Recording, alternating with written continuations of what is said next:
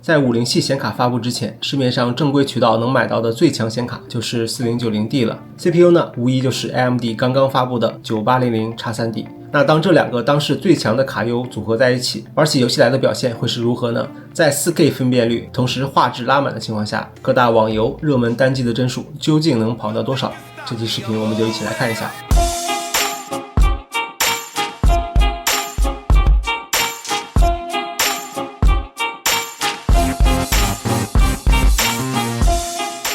按照国际惯例先来介绍一下测试平台。CPU 不必多言，是 AMD 刚刚上市不久，我从海鲜市场上花了重金抢到的锐龙7 9800X3D。主板为技嘉的 X8000D 电竞冰雕，显卡为技嘉的 4090D 雪鹰纯白显卡。我说一句是40系白卡颜值天花板，应该不过分吧？内存我挑了半天，最后选了2条 16G 的十全幻境 6400C32。从 DDR4 时期我就非常喜欢十全的梦境和幻境系列，个人认为在灯效上无出其右。游戏盘为铠侠的 RC20 2T， 略复用一下。机电伞方面，为了白色海景房主题的协调性和美观，我选了仙马3件套。机箱为仙马的大境界纯白 ATX 海景房，双面玻璃，顶部可以安一个360水冷，最多能装7瓦风扇。电源为仙马的 XP1000 悟空白金电源。近期有不少人都上刑具做了评测，在用料、做工、稳定性和纹波表现上都非常不错。还是纯白的压纹线，线材比较软，理线方便。我主力机也是用的同款 XP1000，用了快2年了，很稳。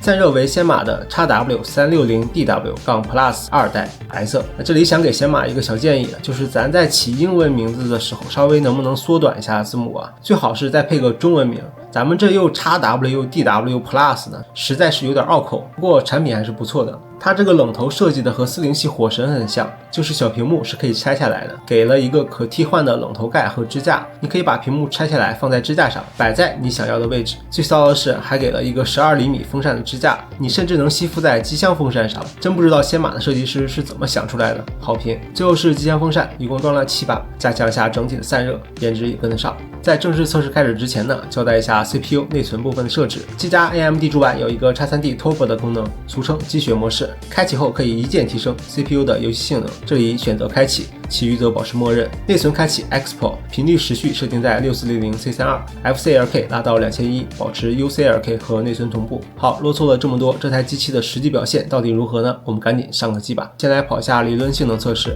在国际通用权威性跑分软件鲁大师中，整机跑分接近300万，其中 CPU 得分103万，显卡得分133万，然后是 3D Mark Timespace 时 CPU 16325分，显卡33677分，然后是游戏测试，依然分为网游和单机2大类。先看网游表现，在王者荣耀 PC 版里，画质 4K 拉满，在大乱斗场景下，能看到显卡占用大概在 50%到60%之间，帧数可以跑到470帧左右。讲道理，大乱斗改的地图我是真的不习惯，感觉要退游了。然后是永劫无间 X3D 的优势项目，画质设置 4K 3高，在开启大力水手质量的情况下，实际游戏里帧数高的时候可以夸张的跑到300帧，低的时候也有234，几乎可以跑满 4K 240刷新率的显示器了，表现非常亮眼。下一个游戏是和平精英 PC 版，依然是 X3D 的优势项目，画质设置 4K 3超高，跳伞的时候帧数可以牢牢的稳定在450帧左右，落地后实战环节也有300大几十帧，非常丝滑。然后是穿越火线高清重置版，画质设置 4K 预设高，在沙漠灰地图个人竞技模式下，帧数同样可以稳定在300多帧。以上是4大网游的测试，下面是单机游戏的表现。第一个游戏是黑神话悟空，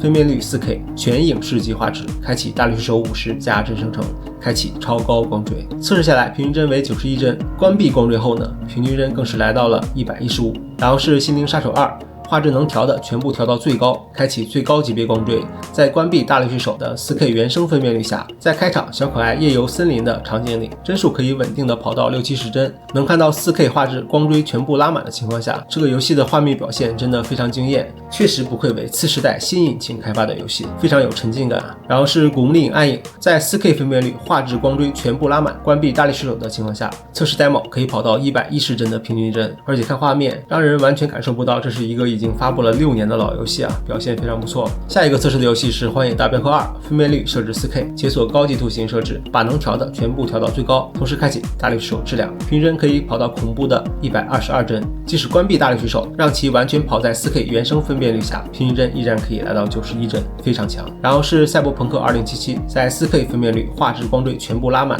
开启大力水手质量的情况下，测试下来平均帧是74，最小 FPS 也有68，这可是2077啊，兄弟们！下一个游戏是《森林2：森林之子》，分辨率设置 4K， 画质全部拉满，开启大力水手质量。进入实际游戏中呢，在水流、树木、草丛的复杂环境下，拿电锯锯野人时，帧数有120帧，还是非常流畅。然后是《地平线5》，在 4K 原生分辨率、极端画质、极端光追下，平均帧可以来到119帧。下一个游戏是《对马岛之魂》，分辨率设置 4K， 画质全部拉满，关闭图形增强。实际进入游戏，在序章骑马场景下，帧数有60-70。然后是《霍格沃兹之遗》，分辨率设置 4K， 画质拉满，开启最高光追加大力水手质量，帧数有130帧左右。然后是《生化危机4重置版》，在 4K 原生分辨率、最高画质、最高光追下，材质拉到8G。实际进游戏后，开场林中漫步有120帧，屋内则更高，可以来到130-40帧。最后一款测试的游戏是《最后生还者1》，4K 分辨率、画质全部拉满，开场女儿屋内走路时，帧数有90几帧，驾车时帧数有60-70。